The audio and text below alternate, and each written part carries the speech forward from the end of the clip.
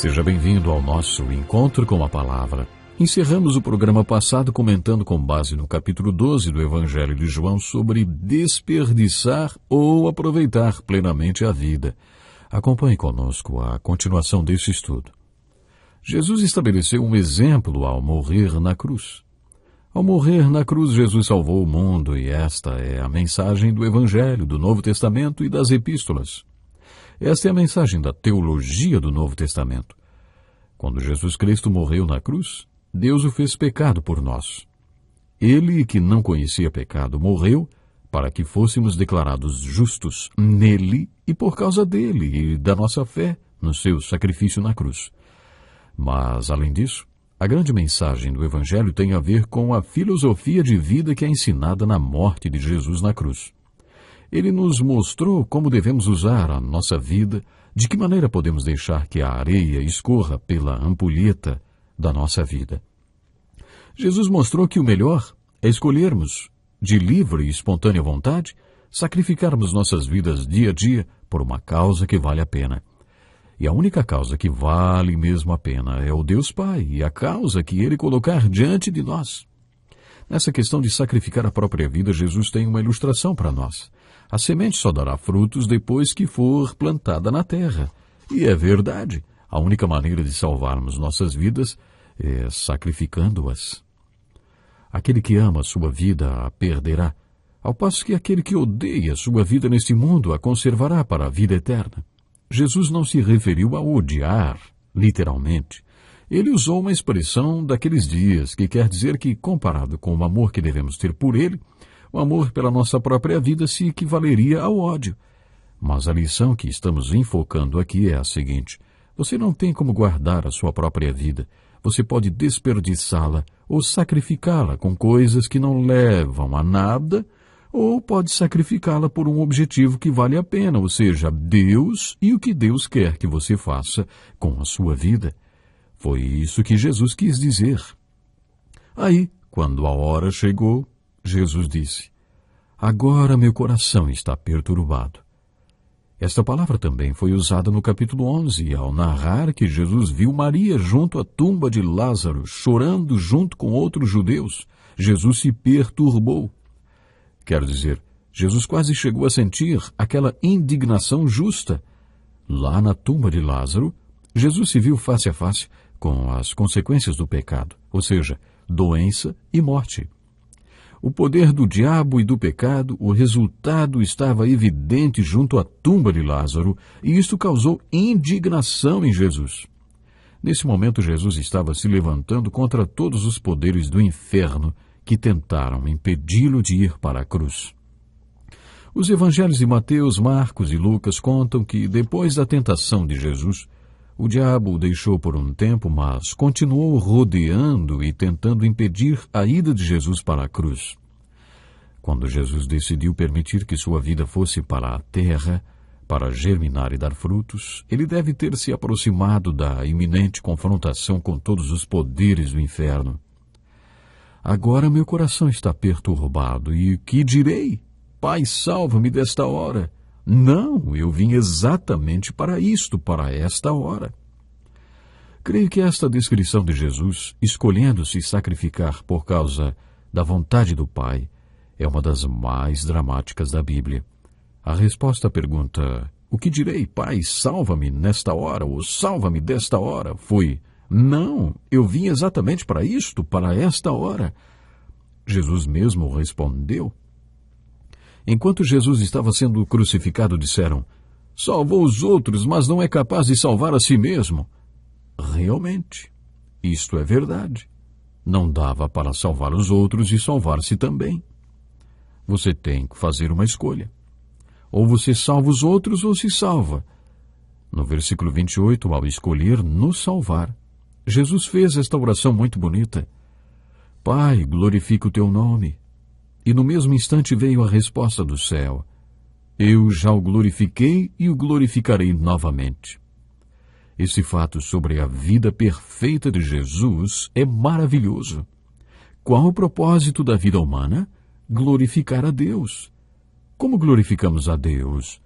No capítulo 17, na oração que Jesus fez quando estava para ser preso e levado à cruz, Jesus sintetiza seus 33 anos aqui na terra com essas palavras tão bonitas. Eu te glorifiquei na terra, completando a obra que me deste para fazer. E agora, Pai, glorifica-me junto a ti, com a glória que eu tinha contigo antes que o mundo existisse. E na cruz, quase no final do seu sofrimento, Jesus exclamou: está consumado. Pai, nas tuas mãos entrego o meu espírito. O teólogo A.W. Tozer costumava afirmar que todos nós deveríamos fazer esta oração do fundo do nosso coração e não apenas superficialmente. Pai, glorifica o teu nome na minha vida, e eu vou fazer a minha parte, mas glorifica o teu nome na minha vida. Esse é o tipo de oração que Jesus orou aqui. Pai, glorifica o seu nome na minha vida. Este foi o tipo de oração que Jesus fez no capítulo 12 de João, e o Pai respondeu: eu já o glorifiquei, e o glorificarei novamente. O Pai foi sempre glorificado na vida perfeita de Jesus. E agora, neste momento crítico de sua vida diante da cruz, ao orar, Pai, glorifica o teu nome, veio esta bonita e potente voz do céu: eu já o glorifiquei e o glorificarei novamente. Será que nós conseguimos fazer esta oração de coração? Somos tão preocupados conosco mesmos. Em todo lugar ouvimos falar sobre autorrealização, autoestima. Tudo é alto, alto, alto, alto. O egoísmo é a essência do pecado e nós não somos criados para sermos egocêntricos. Deus nos criou para sermos Deus-cêntricos. Não fomos criados para fazermos nossa própria vontade, mas para fazer a vontade do Pai. Não fomos criados para glorificarmos a nós mesmos, mas para glorificar o Pai. E é justamente nisso que Jesus estava pensando nesse momento crítico de sua vida. Você não consegue economizar sua própria vida. Você pode desperdiçá-la, vendê-la e sacrificá-la por razões que não valem a pena. Jesus estava sacrificando sua vida por um motivo certo. Ele deixou sua semente cair na terra e morrer para que frutificasse. Depois de assumir esta posição, no versículo 26, Jesus disse: quem me serve precisa seguir-me, e onde estou, o meu servo também estará. Aquele que me serve, meu Pai o honrará. Jesus está se referindo a seguir o que ele estava falando e fazendo em todas as áreas da nossa vida. E onde estou, o meu servo também estará. Neste caso, Jesus estava dizendo: quanto a esta questão, você precisa estar onde eu estou, isto se realmente for meu seguidor. E finalmente Jesus disse: aquele que me serve, meu Pai o honrará. Pastor Dick Woodward diz: minha mãe teve 11 filhos e quando eu era pequeno, lembro-me de ter lhe perguntado: mãe, se tivesse que fazer tudo outra vez, a senhora teria tantos filhos assim? Depois de pensar um pouco, a minha mãe respondeu: eu teria, mas faria com a consciência de que não viveria mais minha vida para mim mesma. O pensamento que prevalece hoje é o oposto deste. Você tem o direito de viver a sua própria vida. Esta é uma lei básica de autopreservação da civilização. As filosofias humanistas defendem o eu, o meu, defendem o para mim. E pronto. Não foi nada disso que Jesus ensinou com sua vida e seu exemplo. Jesus nos ensina uma verdade maravilhosa nesse capítulo. Conhecemos o significado da sua cruz, do Cordeiro de Deus que tira o pecado de todo mundo, mas o exemplo de Jesus deixou-nos também uma filosofia de vida. Morrendo na cruz e se sacrificando por nós, Jesus deu uma lição sobre o significado e o propósito de vida. E como deve ser a nossa filosofia de vida diante desse exemplo de Jesus? Jesus comentou: a voz que veio do céu. Esta voz veio por causa de vocês e não por minha causa. Não é interessante? No capítulo 11, vimos a oração que Jesus fez antes de ressuscitar Lázaro. Ele não orou porque precisava orar, nem porque o Pai precisava que ele orasse, mas por causa daqueles que estavam ali. E agora, mais uma vez, quando o Pai falou com ele, não foi por causa dele, mas por nossa causa. Com este episódio, Jesus mostrou a perfeita sintonia e união que ele tinha com o Pai. Ele sabia como o Pai se sentia a respeito de tudo o que estava acontecendo.